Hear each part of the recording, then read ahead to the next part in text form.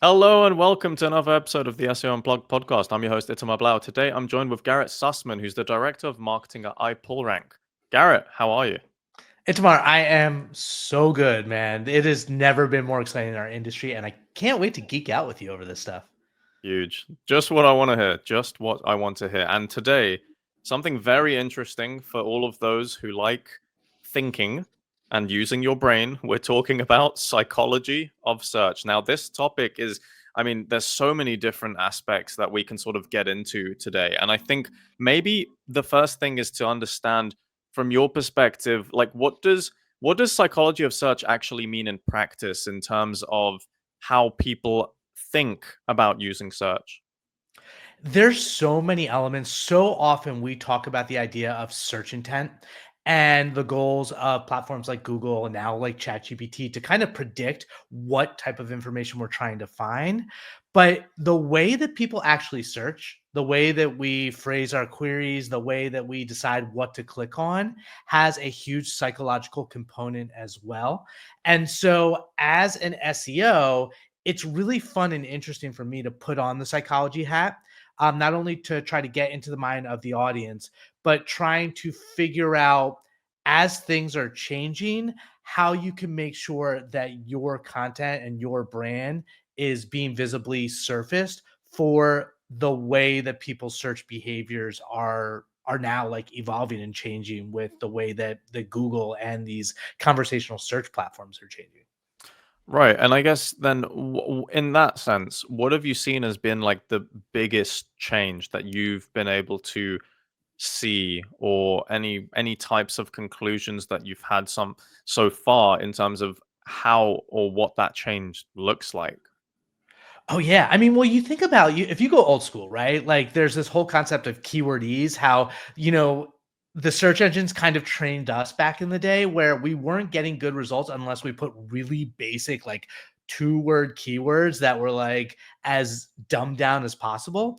And then, like 7, 8 years ago, as BERT was introduced into the algorithm, these large language models, multi-unit task modal as well, um, to understand natural language processing more effectively so that we didn't have to depend on just a couple of keywords. We could start using the way that we speak in that we search to actually find results that were what we're looking for. And so now we start to change the way that we search, which makes things more complex for SEOs. And now, as you introduce like the last couple of years of ChatGPT and the more sophisticated frontier large language models, now we can talk even more and have these 10, 20, 30 word interactive conversations with search, which fundamentally changes how people search, how they can get so much more specific and granular in what they're looking for, and what that ultimately means for SEO and content strategy.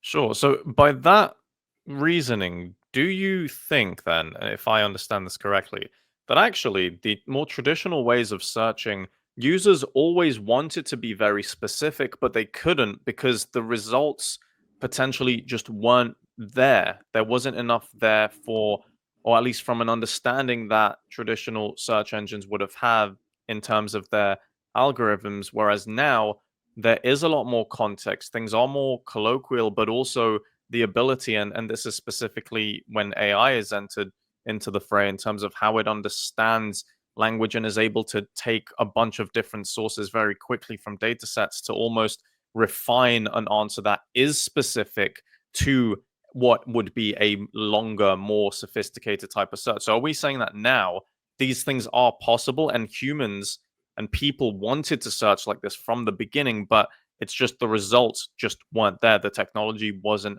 as strong, which is why they were forced to be a lot more sort of broader, less types of search terms used within their searches historically. Am I understanding that correctly?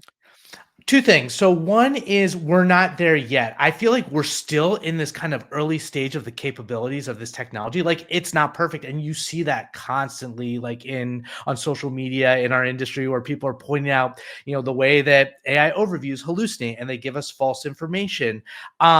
It's still problematic because Google always and these large language models always try to give an answer. They're never like, I don't know. Like you never see that on Google. And so that's an issue. The other aspect of it is there's as much as there's so much content on the internet, there's not enough content in a lot of ways. In that, yes, you can generate so much with AI, but it doesn't mean that a specific answer has actually been written about. And so there's this aspect of the large language models kind of pulling from different sources and cobbling it together. Is that ultimately the best answer? I don't know. So I think it's far from perfect, but going back to your question, whether or not that's what people want, I think people want a frictionless experience.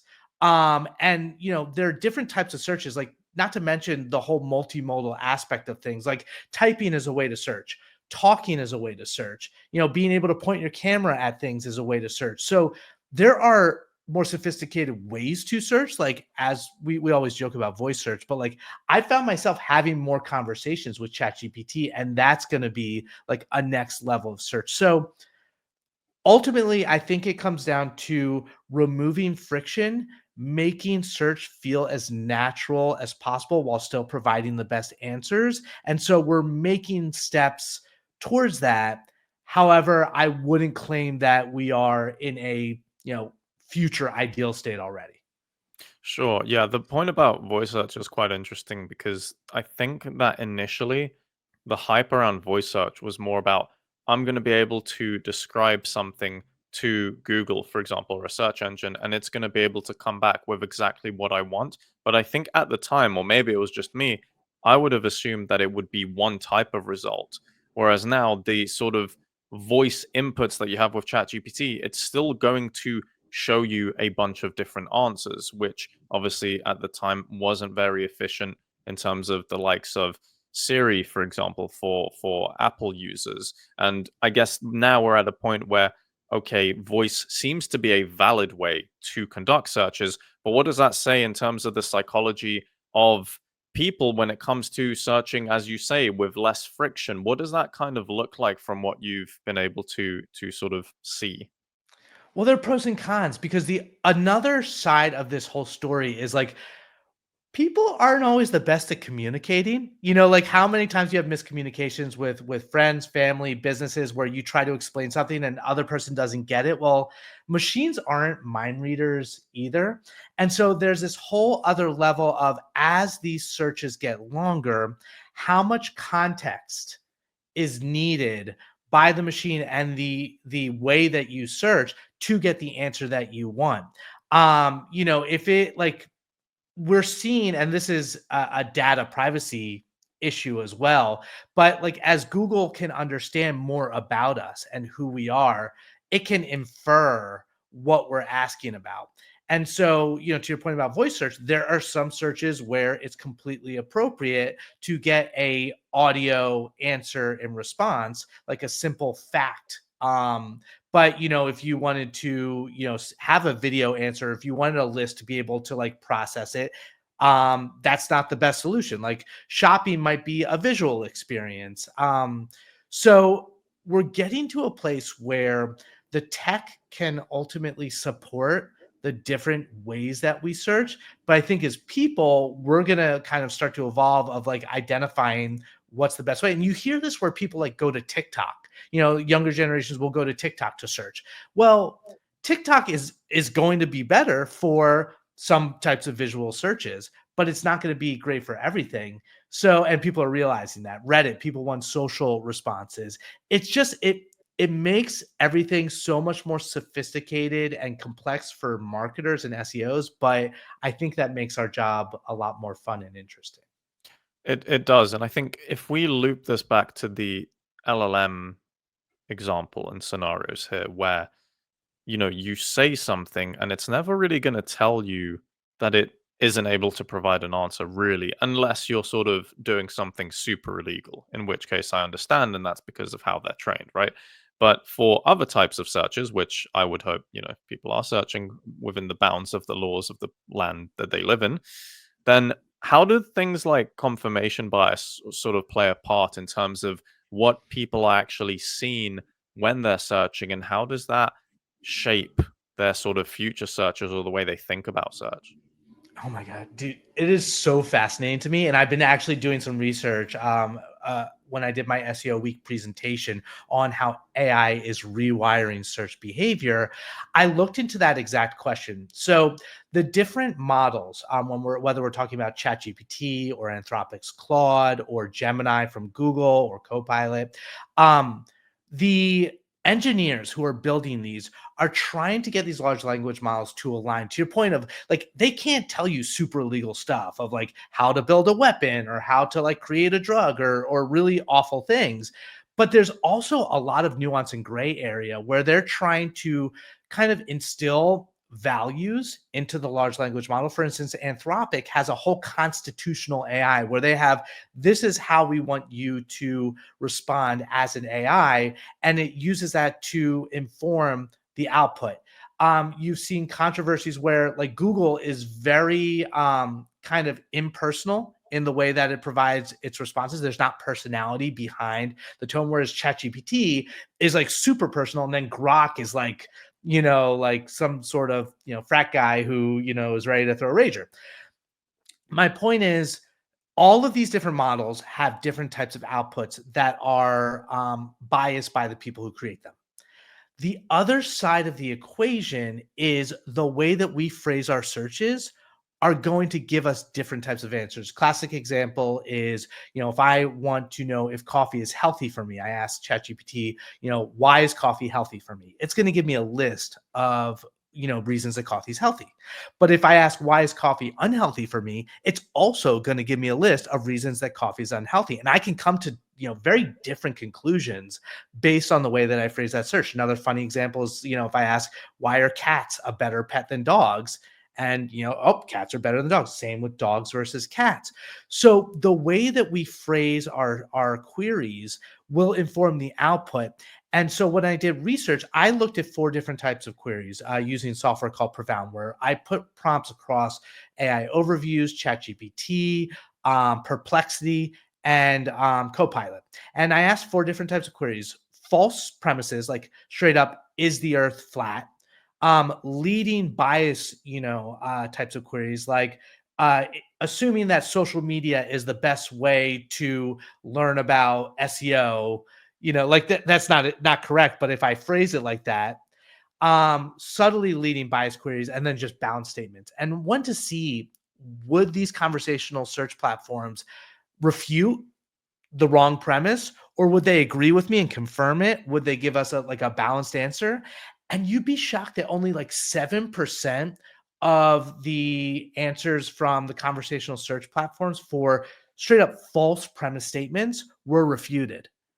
So like right now, definitively, the conversational search models are telling you what you want to hear, which is potentially really problematic.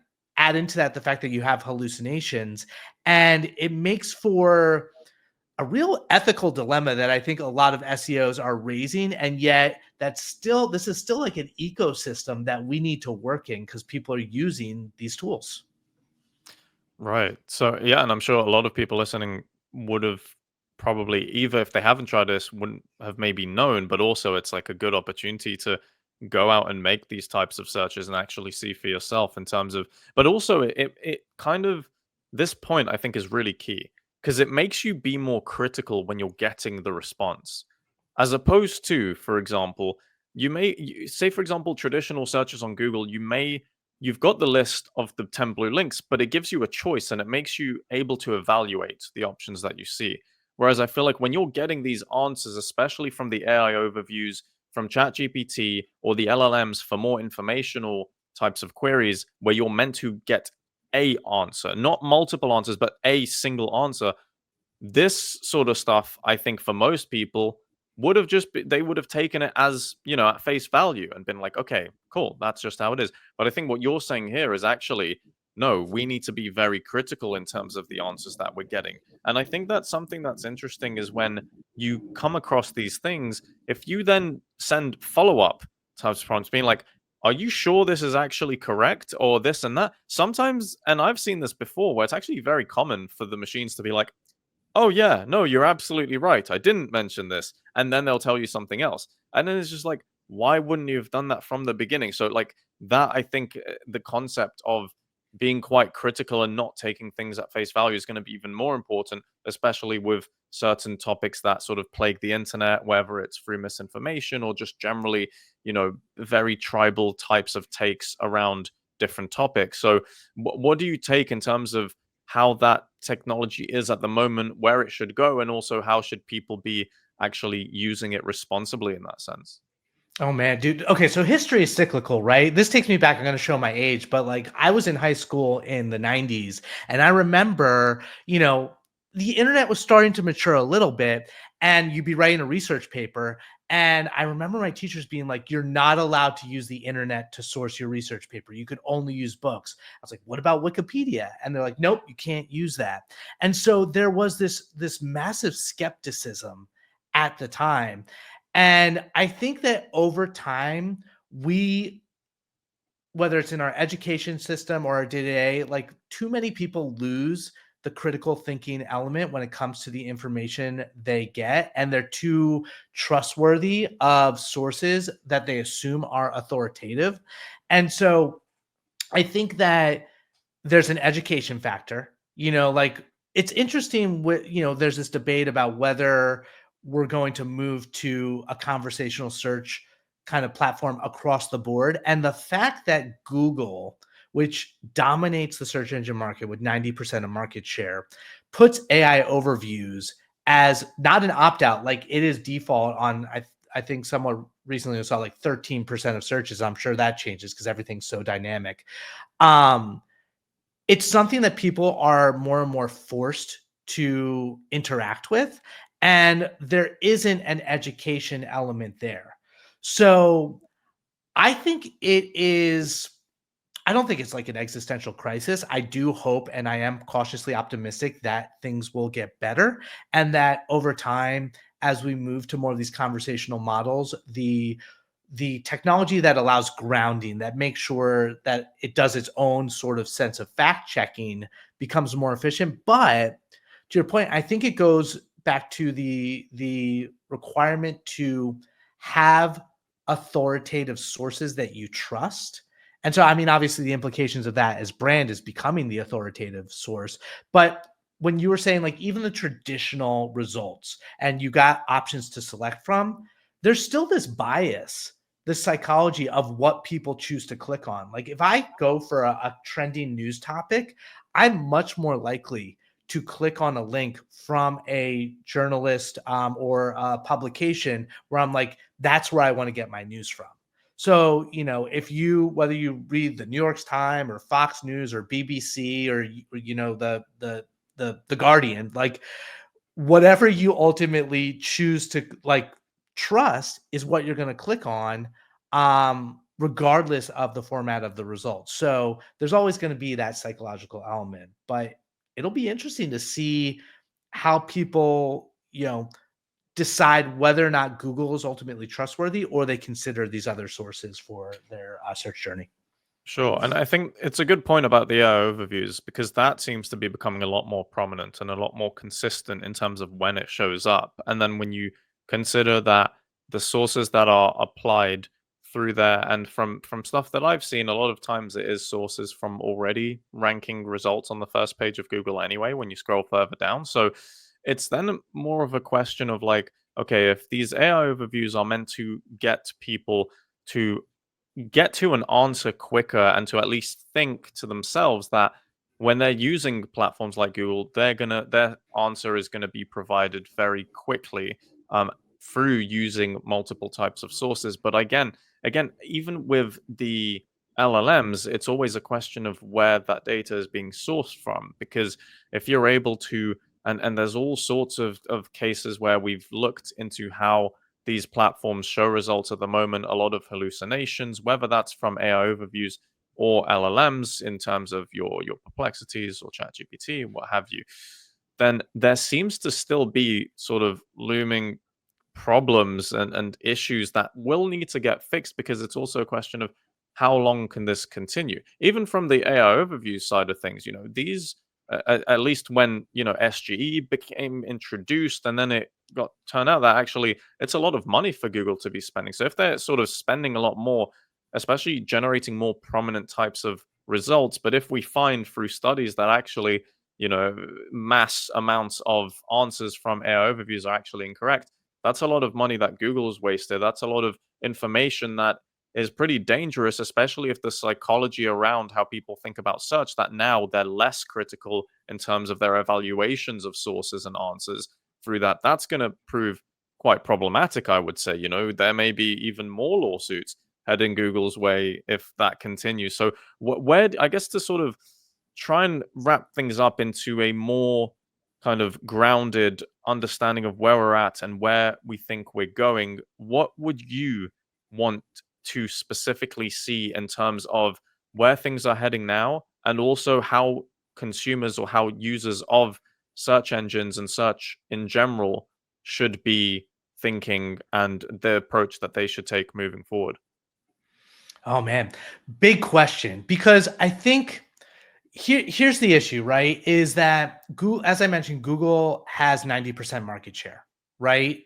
Whether or not, and they're a revenue driven company, whether or not they're producing hallucinated results ultimately depend, like, whether people change their behavior and actually use a different search engine is probably going to influence whether Google does anything different. Like, if their product has taken a little bit of a hit, but they haven't lost any sort of revenue or user behavior, how incentivized are they to fix that? I think long term they are, and that they're always making technological advances to reduce the cost. To your point about the resources that it takes, um, in terms of the future of where it's going, I think, and I've been kind of on my soapbox about this, but I think conversational search is inevitable.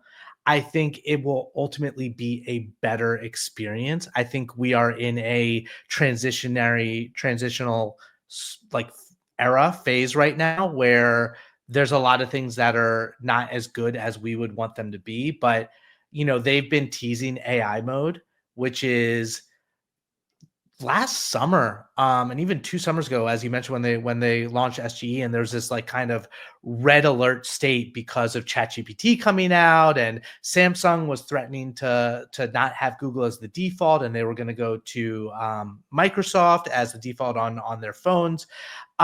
We thought Google was going to roll out something like Gemini as search at the time, and they didn't. Like, they were rushed and they were hesitant. I think we're now getting to a point where this is going to become AI mode is going to become the default search engine. We're not like complete traditional blue links are going to be removed. Maybe we'll see some AI organized search results, but as you see what's happened with shopping, as you see what's happening with local, and even they have some other lab experiments, one called Learn About, which is a multimodal experience. It's very interesting where anything you want to learn, you see some text, you'll see videos, and you'll see more deeper topics, and it's a much more interactive experience. I anticipate that is the direction we'll see. The question is, A, how quickly it'll happen. B, like whether the tech is, problematic in terms of like, is it a good user experience? Does it provide, is it reliable? Is it trustworthy? I think they'll get there. I think they'll throw caution to the wind because they know they have to, by the nature of ChatGPT and Perplexity. They're not taking market share yet, but they potentially will. And so I think we're just, a snowball rolling down a mountain right now. And as marketers and SEOs, the best thing that we can do is adapt, be prepared for change, experiment, and understand that like nothing's going to be sustainable going forward. There's so much volatility. The future of search is probabilistic, right? Like, there's no set and let it. There's no like, oh, I am the number one. I'm ranking for number one. Our entire framework and mindset of how we need to think about our goals with organic search visibility actually need to change. That's a really, really nice way to put it. And I think also, let's not forget that humans are also quite irrational So I think even if you might think that certain things should be a certain way, actually in reality it's not always the case. But this has been really fascinating. Honestly, Garrett, we could go on about this for hours. But if people do have any questions or want to get in touch, where can people find you? Yeah, I'm more of a LinkedIn guy these days. I do spend time on X, but Garrett Sussman on all the things, and obviously always happy to jump on an email. You can find me at iPullRank, Garrett at iPullRank.com. But always love geeking out over this with yourself and everyone else in our community. No, it's been a really, really fun conversation. Thanks so much for taking the time, and thanks to everyone listening out there as well. And as always, we'll see you in the next episode. Hey, you've reached the end of this video, but don't worry, there's plenty more great content that you can watch right now. All you have to do is click one of the two video links on the left side of the screen. And also, if you haven't already, make sure to subscribe and turn on the notification bell to never miss out on future uploads.